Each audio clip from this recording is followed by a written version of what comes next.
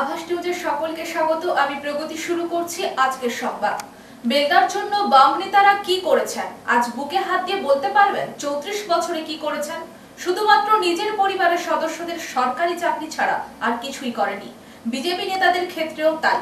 বৃহস্পতিবার বেলদা 2 অঞ্চল তৃণমূলের নির্বাচনী প্রচারে গিয়ে কথা বলেন বিধায়ক সূর্যকান্ত অট্ট। উল্লেখ থাকে, নারায়ণগড় ব্লক জুড়ে প্রতিটি এলাকায় নির্বাচনী কর্মী সভা করছে তৃণমূল কংগ্রেস। সেই মতো বৃহস্পতিবার বেলদা 2 অঞ্চল তৃণমূলের পক্ষ থেকে একটি সভার আয়োজন করা হয়। সেই সভায় বক্তব্য রাখতে গিয়ে বিধায়ক নানা তথ্য তুলে ধরেন। দিলীপবাবু কোনোদিনই সংসদে দাঁড়িয়ে বলেননি বেলদার ওভারব্রিজটা করতে হবে। মেদিনীপুর লোকসভা কেন্দ্রের তৃণমূলের প্রার্থী জুন মালিয়ার সমর্থনে জোর কদমে প্রচার শুরু করেছে শাসক দল তৃণমূল। বৃহস্পতিবার বিকেলে পশ্চিম মেদিনীপুর জেলার নারায়ণগড় ব্লকের বেলদার দেউলি উত্তর বুথে জুন মালিয়ার সমর্থনে সভার আয়োজন করা হয়েছিল। সভা মঞ্চ থেকে বেলদার ওভারব্রিজ নিয়ে মন্তব্য করতে শোনা যায় নারায়ণগড় বিধানসভার বিধায়ক সূর্যকান্ত অট্টকে। এদিন সভা মঞ্চে বক্তব্য রাখতে গিয়ে তিনি বলেন, দিলীপবাবু একদিনও সংসদে দাঁড়িয়ে বলেননি বেলদাতে ওভারব্রিজটা করতে হবে। প্রসঙ্গত, বেলদাতে দীর্ঘদিন ধরে একটি ওভারব্রিজের দাবি রয়েছে। রেলগেটে আটকে মৃত্যু হয়েছে বহু মুমূর্ষ রোগীর। ওভারব্রিজ নিয়ে আন্দোলন করছেন বেলদার বিভিন্ন সংগঠনও, তবে কোনো সুরাহা মেলেনি। 5 বছর দিলীপ ঘোষ মেদিনীপুরের সাংসদ থাকার পরেও ওভারব্রিজের দাবি পূরণ হয়নি। বেলদাবাসীর মিলেছে শুধু প্রতিশ্রুতি। এদিনের সভা মঞ্চ থেকে ওভারব্রিজ নিয়ে ফের সুর চড়াতে দেখা যায় বিধায়ককে। প্রকল্পে সে ফ্রিতে গিয়ে বিনা পয়সা চিকিৎসা হয়ে এসেছে। আপনাদের বেলদার মতো জায়গায় বলুন, আজকে মেয়েদেরকে কোনো গর্ভবতী মেয়ে তাকে আর খড়গপুর যেতে হতো না, মেদিনীপুর নালে নার্সিংহোমে তাকে সিজার করতে হতো।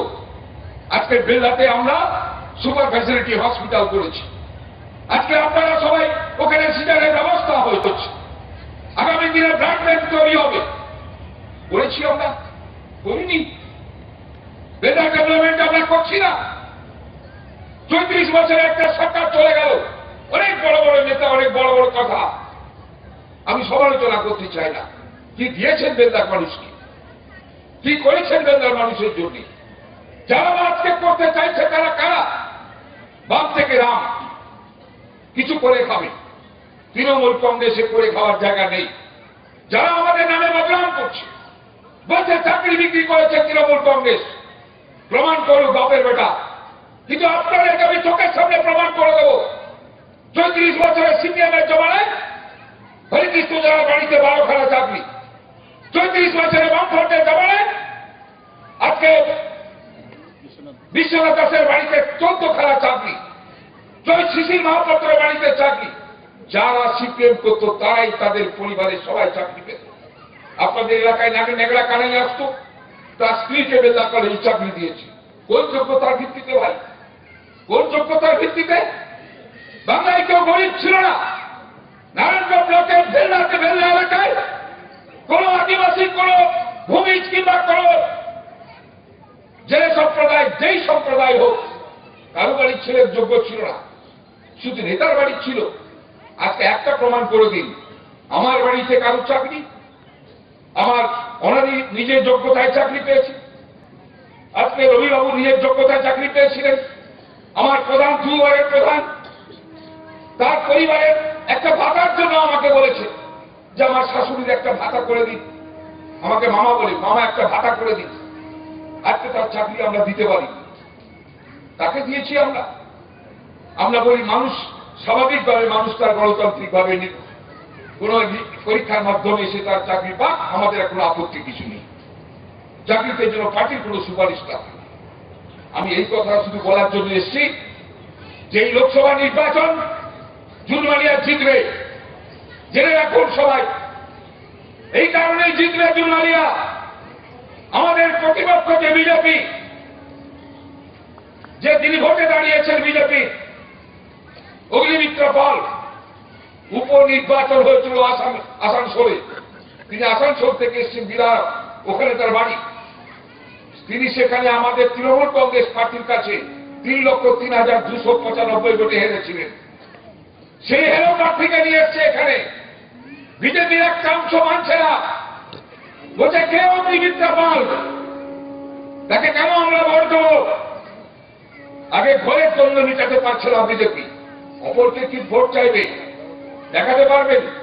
নারায়ণগড় ব্লকে গুনতি করলে গোটা 5-7 জায়গায় ঝান্ডামালা আছে। আমি তো প্রতিদিন ব্লকটা ঘুরছি, প্রতিদিন কোনো না কোনো অঞ্চল ঘুরছি, কোনো না কোনো জায়গায় দিয়ে যাচ্ছি। আমি কোথাও বিজেপির নিশানা খুঁজে পাইনি, একটা লোকও নেই। আমি বলছি বাপের বেটা হয়ে 270টা বুথ ভোট কেন্দ্র তোমরা পলিগেনে দিয়ে দেখাও। যে পার্টি নারায়ণগঞ্জ ব্লকে পলিগেনে দিতে দেওয়ার ক্ষমতা নেই, সেই রাজনৈতিক দল জিতবে। তাই সমবেত মানুষজন বারবেলিয়া সহ যারা এসেছে, আমি প্রত্যেকেই বলবো আত্মসন্তুষ্টির জায়গা নেই। শুনছেন রাজনৈতিক দল দিল্লি পরিচালনা করছে।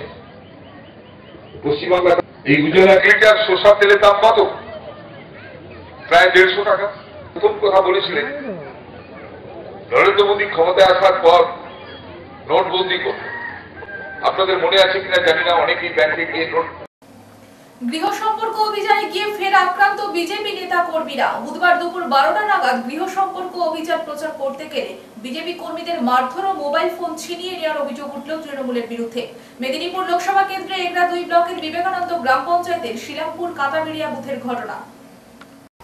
গৃহ সম্পর্ক অভিযানে গিয়ে ফের আক্রান্ত বিজেপি নেতা কর্মীরা। বুধবার দুপুর 12টা নাগাদ গৃহ সম্পর্ক অভিযান প্রচার করতে গেলে বিজেপি কর্মীদের মারধর ও মোবাইল ফোন ছিনিয়ে নেওয়ার অভিযোগ উঠল তৃণমূলের বিরুদ্ধে।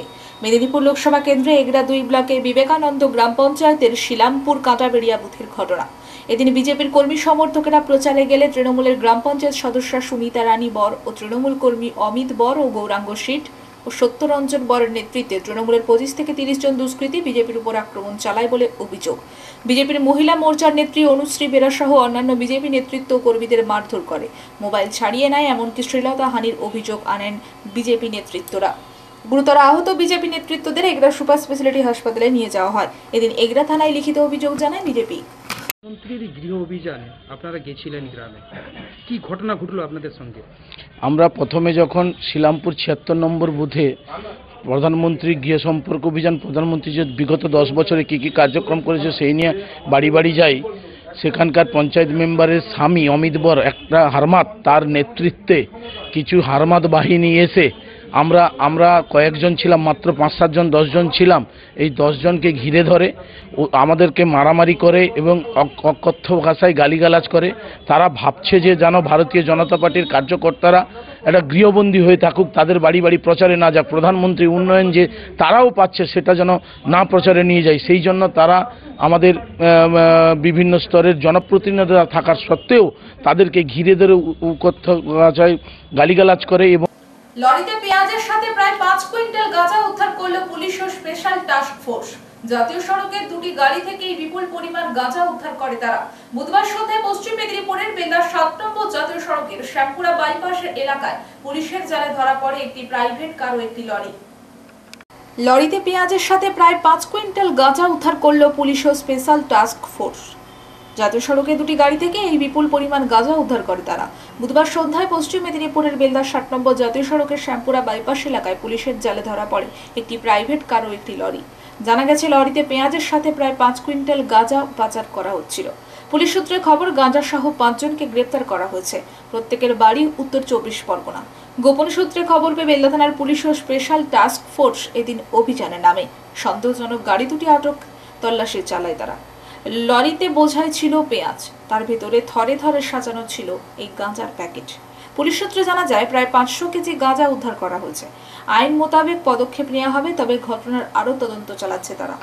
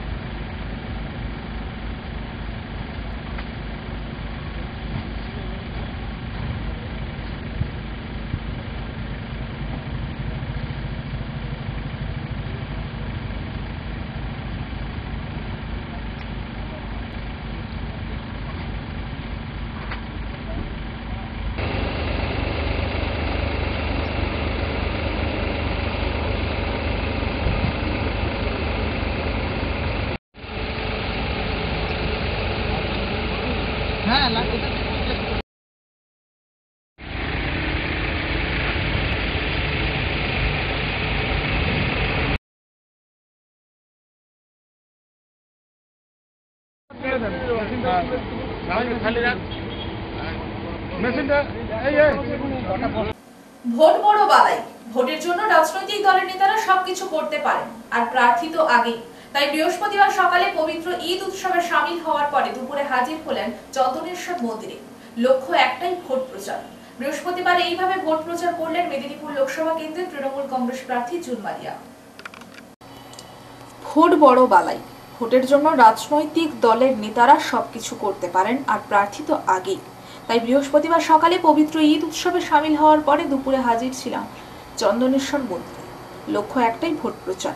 বৃহস্পতিবার এইভাবে ভোট প্রচার করলেন মেদিনীপুর লোকসভা কেন্দ্রের তৃণমূল কংগ্রেস প্রার্থী জুন মালিয়া।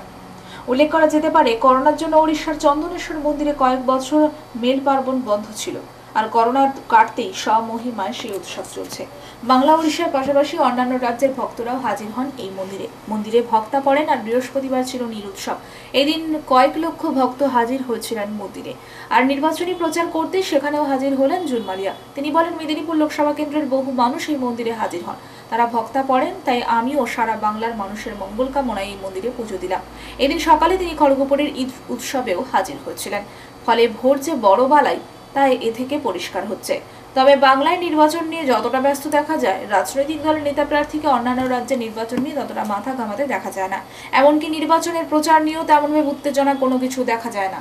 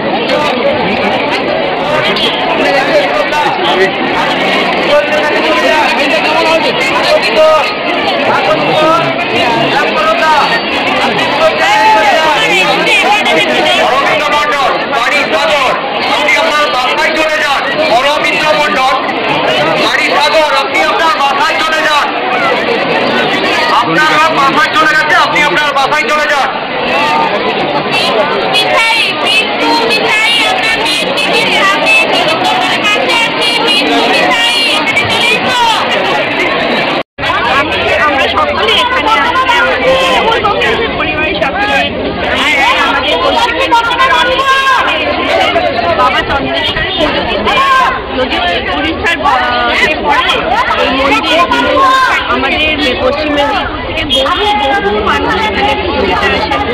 এই সময় গাজরের সময় আমরা সকলে এসে বাবার কাছ থেকে আশীর্বাদ নিয়ে নিচ্ছি যে আমাদের পশ্চিম মেদিনীপুরে সবাই যেন খুব ভালো থাকে, পশ্চিম মেদিনীপুরের মানুষ তাদের পরিবারের সবাই যেন এবং আমাদের শান্তিভাবে সুস্থভাবে হয়ে যায় ভালো মতো। তাই আসুন আমরা সকলে মিলে বলি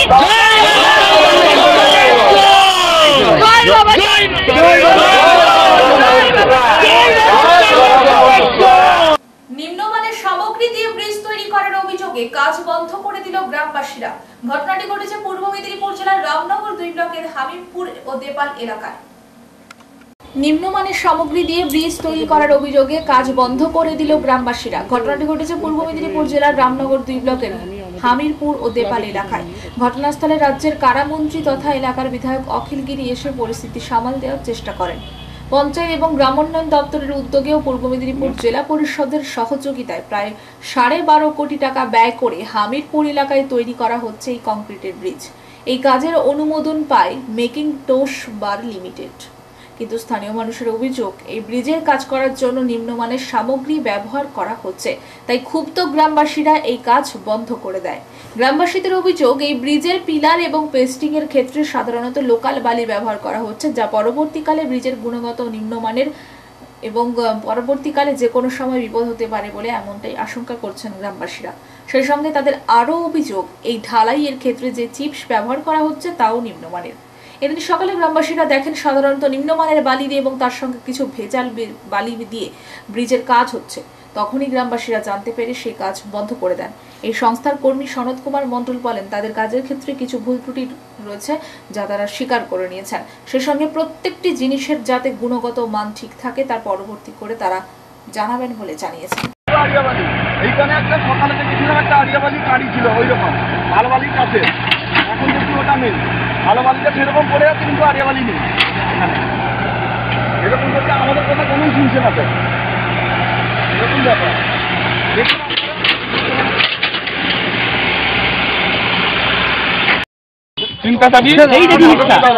আমি বলছি বিডিও সাহেবের নজরে কাজ থাকবে না, এত কোটি টাকার স্কিমের কাজ হচ্ছে, বলছে আমি জানি কার কাজ।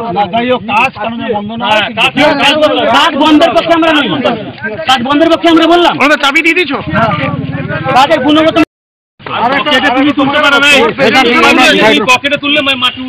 তোমার প্রেজেন্টেশন ভুলেছে, তুমি যে এটা তোমার টেস্টিং হচ্ছে হ্যাঁ মেটা সবার দরকার নেই। তুমি তারপর মোটাবালির ক্ষেত্রে নিতে হবে, সরুবালি সাইডে রাখো, সরুবালি সাইডে রাখো, কোনো অসুবিধা নেই। তুমি এটা 4-3 নিলে 1-3 নিলে কি তোমার যার রেশিও আছে লোকের ঘরে ঢালাই হয়ে তো ছাদ, তাহলে 14 বালি 14 সিমেন্ট 14 পাথরে তো হয়, সেই রেশিওতে তুমি তো পিলার ঢালাই করবে। হ্যাঁ আমি জনপ্রীতি পাল দিয়ে অঞ্চলে আমার ডিভিশনের মধ্যে পড়ে এটা। আমার করজোড়ে আপনার কাছে অনুরোধ, যেদিন যে কাজ হবে এখানে, যে ইঞ্জিনিয়ার দেখভাল সুপারভিশন করছেন, ইঞ্জিনিয়ারের সুপারভিশনে যাতে কাজটা প্রতিনিয়ত হয়, যাতে ইঞ্জিনিয়ার থাকবে, যা দোষারোপ যা হবে ইঞ্জিনিয়ারই দোষারোপ পাবে, কে ঠিকাদারকে আগে খুঁজতে যাবে, ঠিকাদার কোথায় সুপারভাইজার কোথায়, এত কিছু দেখা নেই।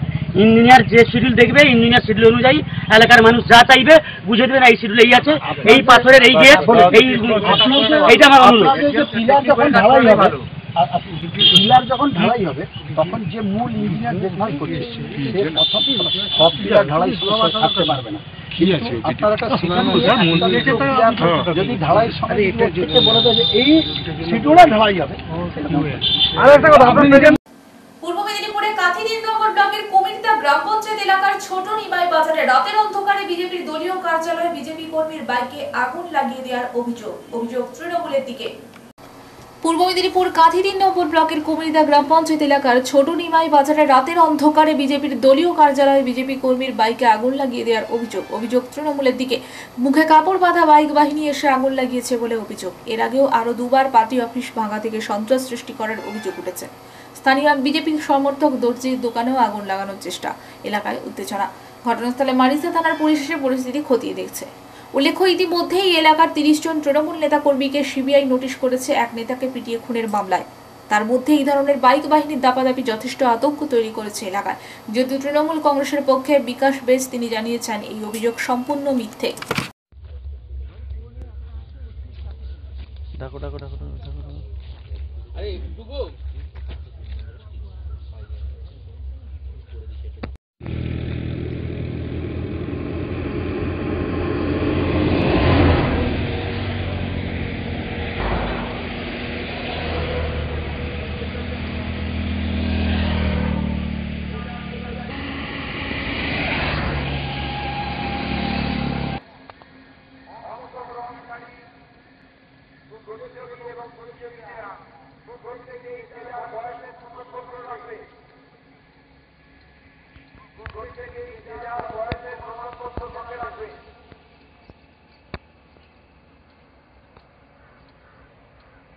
রাত্রি ঠিক 11:30টার দিকে কয়েকজন বাইকের হারমাদ বাহিনী প্রায় 20 জন মতো মুখে গামছা বেঁধে এসে আমাদের দলীয় পতাকাগুলোকে ছেঁড়া হয় এবং পার্টি অফিস এবং আমাদের একজন প্রাক্তন শক্তি কেন্দ্রের প্রমুখ তার বাইককে টেনে এনে এখানে পুড়িয়ে দেওয়া হয়, আগুন ধরিয়ে দেওয়া হয়। তৎসঙ্গে আমাদের একজন স্থানীয় মানে সাধারণ মানুষ তার দোকানে আগুন ধরিয়ে দেওয়া হয়।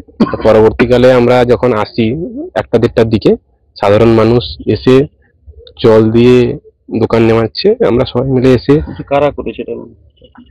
তৃণমূলের গুন্ডা বাহিনীরাই করেছে সাধারণত। তৃণমূলে যারা হারমাদ গুন্ডা বাহিনী মুখে গামছা বেঁধে এসে রাত্রিতে প্রায় এই জায়গাটা হয়, মানে এই বুথটাতে প্রত্যেকবারই হচ্ছে। পূর্ব মেদিনীপুর জেলার হলদিয়া শিল্পাঞ্চলে বাসুদেবপুরে এইচএফসি মাঠে নবরাত্রি পুজোর নবদুর্গ পুজো হচ্ছে। বিশেষ শান্তির জন্য যজ্ঞ শুরু হয়েছে। সেখানে তৃণমূলের মুখপাত্র কুণাল ঘোষ এই যজ্ঞে অংশগ্রহণ করেন এবং সাংবাদিকদের মুখোমুখি হয়ে বিজেপির তীব্র সমালোচনা করেন। আমরাও যারা যারা হিন্দু সনাতন ধর্মে বিশ্বাসী, আযোগ্য কমিটি এবং ক্ষুদিরাম জন্মোৎসব ওয়েলফেয়ার সোসাইটি, আমরা সবাই একত্রে এগিয়ে নিয়ে যাচ্ছি। আমরা চেষ্টা করব সবসময় মাঙ্গলিক এই অনুষ্ঠানগুলো চালিয়ে নিয়ে যাওয়া যায়। তার জন্য আবার তারা পরিবারবাদের কথা বলবে, জ্ঞান দেবে, মানুষ এসব শুনছেন না। তমলুকে ছাত্র যুব নেতা তরুণ তুর্কি দেবাংশু ভট্টাচার্য নেমেছেন। মানুষ মমতা বন্দ্যোপাধ্যায়, অভিষেক বন্দ্যোপাধ্যায়ের প্রার্থীদের কাঁথি এবং তমলুকে ভোট দেবেন বলে মনস্থির করে ফেলেছেন। সেই জন্য নানা ধরনের উস্কানিমূলক, প্ররোচনামূলক কাজকর্ম করে যাচ্ছে শুভেন্দু অধিকারী। অভিজিৎ গাঙ্গুলি বলছেন যে ডেপো ছেলে, ও কি করে ভোটে দেবে? এটা কোনো ডেপো ছেলে এই ধরনের ভাষা বলা উচিত নয়। দেবাংশু ভট্টাচার্য ছাত্র যুব নেতা, আমাদের আইটি সেলের প্রধান, এবং আসলে উনি বিপথগামী বিচারপতি। তো বিপথগামী বিচারপতি, তার মুখে এই ধরনের কথাগুলো আসবে। ওনার প্রতিদ্বন্দ্বী রাজনৈতিক প্রার্থী হচ্ছে দেবাংশু ভট্টাচার্য, এবং দেবাংশু ভট্টাচার্য জিততে চলেছে, সাংসদ হতে চলেছে তমলুক থেকে। ওনার অভিজিৎ বাবুর যদি কোনো রাজনৈতিক আক্রমণ থাকে তৃণমূল কংগ্রেসের বিরুদ্ধে, তিনি তার বক্তব্য মানুষের কাছে বলবেন, আমরা আমাদের কথা বলবো, মানুষ ভোট দেবেন। কিন্তু উনি যদি ব্যক্তিগতভাবে কুৎসিত বিশেষণ ব্যবহার করেন আমাদের প্রার্থীদের জন্য, তাহলে আমরা বলছি বিপথগামী বিচারপতি। পৃথক দুটি পথ দুর্ঘটনায় গুরুতরভাবে জখম হলো দুজন। বৃহস্পতিবার এমনই ঘটনাটি ঘটেছে ঘাটাল পাঁশকুড়া রাজ্য সড়কের সোনামুই বাজারে। পৃথক দুটি পথ দুর্ঘটনায় গুরুতরভাবে জখম হলো দুজন। বৃহস্পতিবার এমনই ঘটনাটি ঘটেছে ঘাটাল পাঁশকুড়া রাজ্য সড়কের সোনামুই বাজারে। ঘটনায় জানা যাচ্ছে, দাসপুরের সোনামুই বাজারে সবজি বিক্রি করতে এসেছিলেন গৌড়া এলাকার এক সবজি বিক্রেতা, নাম কাজলি মাঝি। সেই সময় সবজির বস্তা মাথায় নিয়ে রোড পারাপার করতে গিয়ে পাঁশকুড়াগামী একটি লরি তাকে ধাক্কা মারে এবং পায়ের উপর দিয়ে চলে যায়। গুরুতরভাবে জখম হওয়া ওই ব্যক্তিকে স্থানীয়রা উদ্ধার করে গৌড়ার একটি বেসরকারি নার্সিংহোমে পাঠায়। অপরদিকে সেই ঘটনার বেশ কিছুক্ষণ পরে আবারও একটি দুর্ঘটনা ঘটে। দাসপুরের আজুরিয়ার এলাকার বাসিন্দা সীমন্ত রানার দাসপুরের পার্বতীপুর এলাকায় একটি ক্যাটারিং এর কাজে যাওয়ার সময় সোনামুই স্কুল লাগোয়া এলাকায় বাইক নিয়ে রোড পারাপার করতে যান। সেই সময় ঘাটালগামী একটি যাত্রীবাহী বাস তাকে ধাক্কা মারে এবং সেও গুরুতরভাবে জখম হয়। তাকেও ভর্তি করা হয় গৌড়াতে। বর্তমানে দুজনের অবস্থা আশঙ্কাজনক। এদিকে স্থানীয় মানুষ চাইছেন ঘাটাল পাঁশকুড়া রাজ্য সড়কের সোনামুই এলাকাটি একেবারে জনবহুল এলাকা। তাই প্রশাসনের কাছে আমাদের বিনীত আবেদন যে এই এলাকায় ট্রাফিক ব্যারিকেড লাগানোর ব্যবস্থা করুন, তাহলে কারণ সপ্তাহের দুটি নির্দিষ্ট দিন সোমবার ও বৃহস্পতিবার এই সোনামুই হাটে বিপুল সংখ্যক ক্রেতা থেকে বিক্রেতা আসেন। তাদের দুর্ঘটনার একটা ভয় থেকেই যায়। প্রতি বছরের ন্যায় এবছরও বেদা মহর্ষি সমাজের মহিলারা গৌরী পুজোর আয়োজন করে। 9 দিন পরে পুজো করার পরে বৃহস্পতিবার তার ছিল বিসর্জন। এই দিন বেদা সত্যনারায়ণ মন্দির থেকে বাদ্যযন্ত্র সহকারে শোভাযাত্রা করে বিসর্জন করেন। অবাঙালি সম্প্রদায়ের মহিলারা স্বামী ও সন্তানের কামনার জন্য এই পুজো করে আসেন। বিশেষ করে কুমারী মেয়েরাই পুজো করলে ভালো স্বামী ও পরিবার পাওয়া যায়, সেই লক্ষ্যে পুজো হয়ে আসছে দিনের পর দিন। সেই মতো বৃহস্পতিবার পুজোর শেষে বিসর্জন পর্বে মাতলেন মহিলারা।